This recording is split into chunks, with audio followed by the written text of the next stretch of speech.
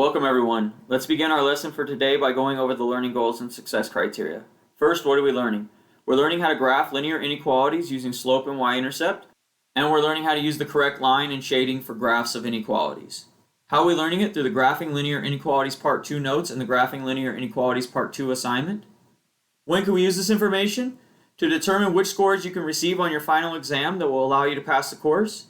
How do you know you learned it? By getting a score of 4 on the Graphing Linear Inequalities Part 2 assignment. Now let's take a look at our agenda for today. We will begin by going over the learning goals and success criteria. While we do that, you'll fill out your Get It Started. Once you've completed your Get It Started, we'll go over it together and answer any questions that you may have. Next, we'll do our weekly raffle. After that, we'll go over the Graphing Linear Inequalities Part 2 notes. And then I'll give you time to complete the Graphing Linear Inequalities Part 2 assignment on Desmos. Once you've completed the assignment, we'll go over it together and answer any questions that you may have. At the end of class, we'll go back over our learning goals and success criteria while you fill out your Before You Go. Your only homework for tonight is to continue working on the Linear Inequality Study Guide and any incomplete assignments that you may have. Let's take a look now at the Graphing Linear Inequalities Part 2 notes. The notes begin with the learning goals and success criteria. Now let's take a look at how we graph linear equations before we get into inequalities. So when we graph a linear equation, the first thing we do is we pick out the slope and the y-intercept, and we're going to graph those points. So we plot the y-intercept, which in this case is -2, so I'm going to go down 2 and plot my point. Then I'm going to use the slope to plot the second point. So this tells me I'm going to go change in y of 1, so I'm going to go up 1. Change in x of 2, so I'm going to go to the right 2, so up 1 to the right 2, and I plot my point there, and then I connect the dots, and now I have a linear equation that's been graphed. Now how does this apply to inequalities? Well, with inequalities, we're going to graph them the same way. So just like we did before, we're going to plot the y-intercept, which in this case is -2, so I go down 2 and plot that point. Then I use the slope to plot the second point. Well, this is change in y, so we're going up 1 to the right 2. So we go up 1 to the right 2, plot my point, connect the dots, and now I have my line. Now the difference is we're going to shade where the y values are bigger than the line. So I'm going to look at the y-axis here, and I'm going to see where the line crosses, which is here, and I want all the y's that are bigger than that line. Well, they're all up here, so I'm going to shade that area up there above the line. So the shading is a new aspect of graphing that we need to consider. The other part is what kind of line to use. So similar to before where we talked about the open circle versus closed circle, same thing here. Every inequality gets a dotted line or an open line. Notice there, it's open because there's little spaces in between. So every inequality gets an open line or a dotted line. If they add more to the inequality, we do too, meaning if they add the bar underneath, then we're going to add to it and make it a solid line. So in this case, we have y is less than x. Well, I'm looking if they added anything extra, meaning that, did they add the bar here? If they didn't, which in this case they didn't, we'll leave it as it is and it stays as a dotted line. Now, here's an example of x is greater than or equal to 2. Now, they did add something extra. They added the bar here. So we'll add to it as well, and we'll make this a solid line or a closed line. So how does that apply to our inequalities? Well, when we graph these, we have y is less than 3/2 x. So we're going to plot the y-intercept first. Notice there is none listed here, so our y-intercept is 0. So I'm going to go here to 0 and plot my point. And my slope is 3/2, so I'm going to go up 3 to the right 2. So I go up 3 to the right 2, plot my point, and normally I would just connect the dots. But I need to check to make sure I have the correct line, which in this case, they didn't add anything extra, so I don't either, so it should be a dotted line. So there's my dotted line. Now I just need to shade it. So it says y is smaller than the line. So I'm going to go along my y-axis and find where it meets the line, which is here. And I want all the y's that are smaller. All of those are down here, so I'm going to shade everything on this side of the line. Let's look at another example. We have y is less than or equal to -x minus 3. So again, I'm going to plot my y-intercept first, which is -3. So I go down 3 here. And my slope is just -x, which really is -1. So that's -1 over 1. So that means I'm going to go down 1 to the right 1 and plot that point. Again, normally I just connect the dots, but I need to make sure I have the correct line. Well, they did add something extra, so we will too. So we're going to have a solid line. And now we just need to shade the graph.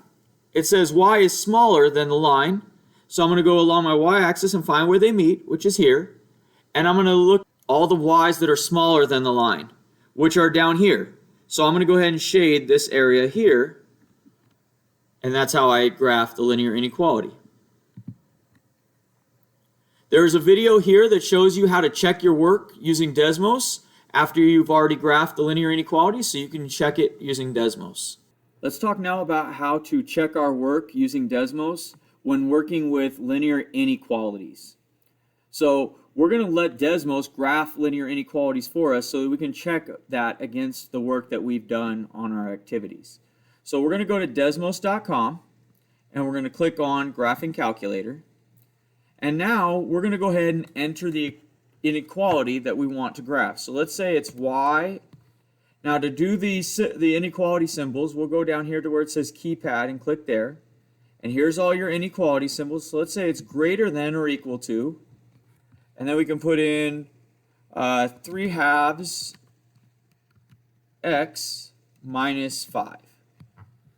And now it graphed the inequality for us. It shows the type of line right here and the shading. Now if it wasn't or equal to, we can see that it creates a dotted line, so it will create the correct type of line and it will show the shading of where the shading should occur. So that's how you can use Desmos to check your work when dealing with linear inequalities. Let's talk now about how to sign in to Desmos to complete your work.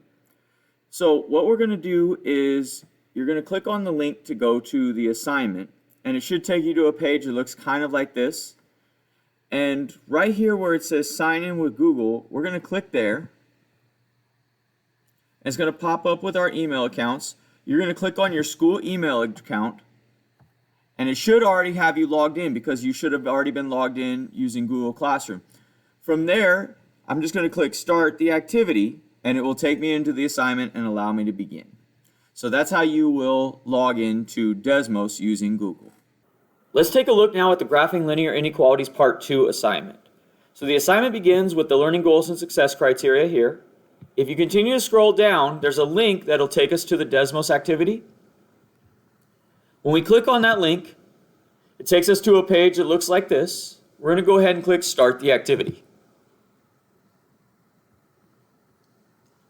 It has our learning goals and success criteria here. We're going to go ahead and click Next. And it gives us a series of linear inequalities to graph on the graphs here. So the first one says graph y is less than x. Well, I can see that my y-intercept, there is none listed, so it's 0. So I'm going to go ahead and plot that point.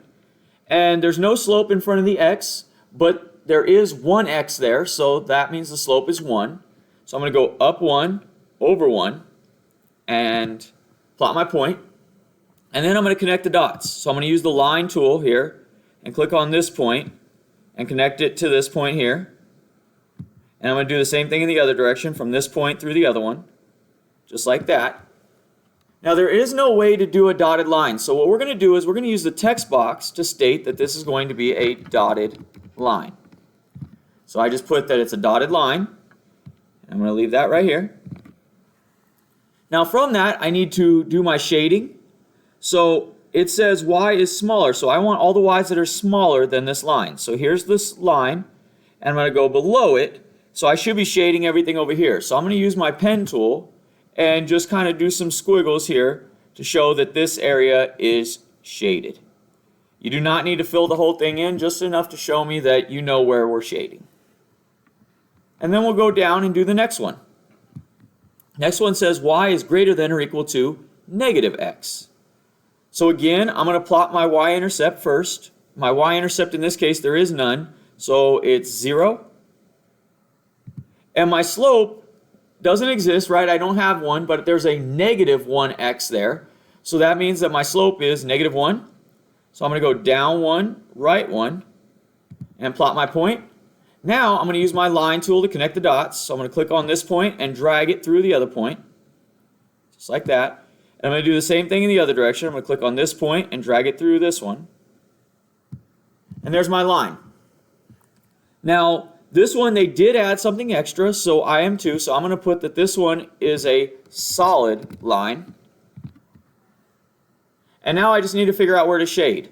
So it says y is bigger than this line. So I'm going to go to the line and see where my y's are bigger along the y-axis. Well, they're bigger up here. So I'm going to use my pen tool and just kind of do some shading up here to show that I am shading this area.